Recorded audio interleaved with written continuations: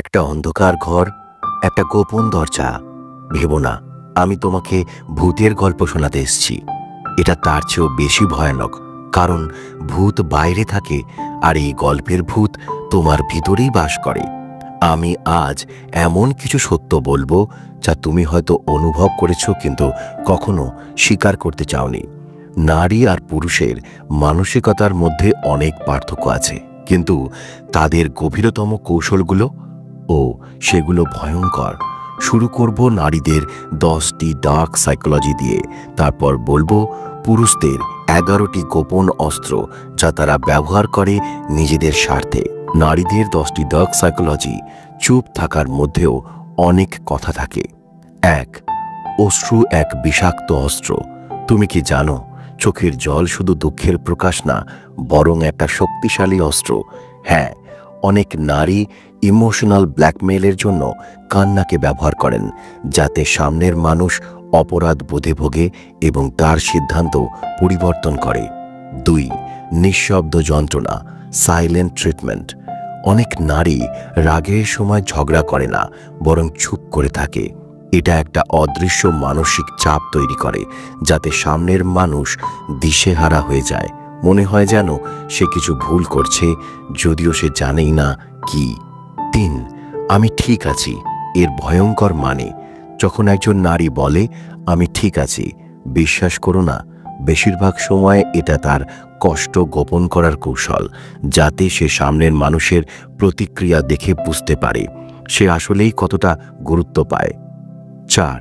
সামাজিক সম্পর্কের রাজনীতি, নারী বনাম নারী। নারীরা সরাসরি শত্রুতা প্রকাশ না করে পিছনে কাজ করে। কাউকে ছোট করার জন্য সামাজিকভাবে তাকে একঘরে করে দেওয়া, খারাপ গসিপ ছড়ানো বা তার আত্মবিশ্বাস ভেঙে দেওয়াটা অনেক নারীরই কৌশল। 5. হাইপারগ্যামি। মেয়েরা কেন সবসময় বেটার অপশন খোঁজে?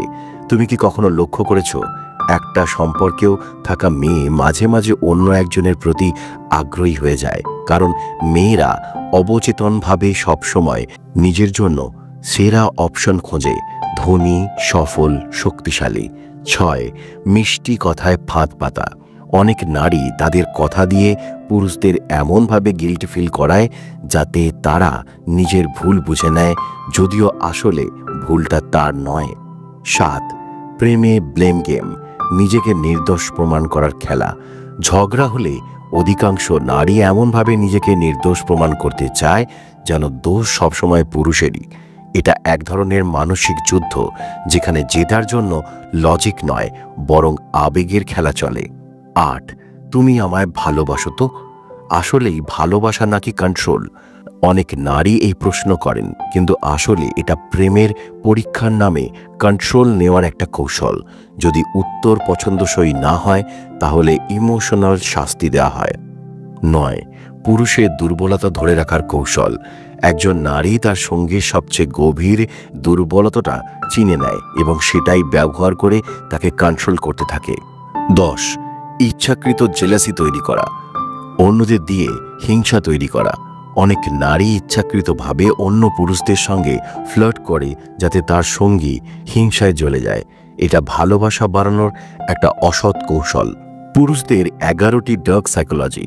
ঠান্ডা মাথার খেলোয়াড়। 1. অনুভূতির ওপর নিয়ন্ত্রণ। পুরুষরা বেশি যুক্তিবাদী কেন? অনেক পুরুষ ইচ্ছা করেই আবেগ প্রকাশ করেন না, যাতে তারা সম্পর্ক বা অন্য যে কোনো পরিস্থিতিতে নিজের সুবিধা নিতে পারেন। 2. নীরব উপস্থিতির ভয়। একজন পুরুষ যদি কোনো বিষয়ে চুপ হয়ে যায়, তাহলে তার প্রতিপক্ষ অস্থির হয়ে যায়। নীরবতা অনেক সময় ক্ষমতার প্রকাশ। 3. ইচ্ছাকৃত ইগনোর কৌশল।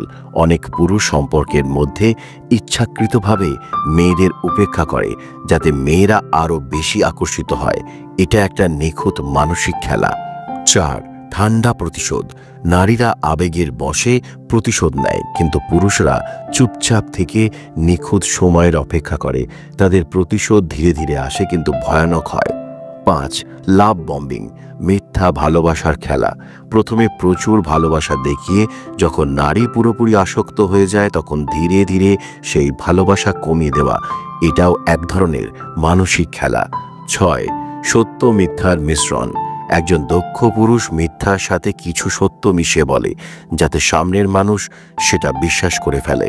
7, পুরুষদের পজিটিভনেস, ভালোবাসা নাকি আধিপত্য? অনেক পুরুষ মনে করে তাদের সঙ্গী যেন অন্য কারোর সাথে কথা না বলে, কিন্তু নিজেরা চাইলে অন্যদের সাথে কথা বলতে পারে। 8, আমাকে বিশ্বাস করো, বাস্তবে কি সত্যিই বিশ্বাসযোগ্য? অনেক পুরুষ এই কথা বলে তার নিজের ভুল ঢাকার চেষ্টা করে। 9, ফিসফিসে মিথ্যে, ধীরে ধীরে মন নিয়ন্ত্রণ করা। একজন পুরুষ যদি ধীরে ধীরে তার সঙ্গীর ওপর প্রভাব ফেলে, তাহলে সেই নারী বুঝতেই পারে না কবে তার নিজের চিন্তাভাবনা পাল্টে গেছে।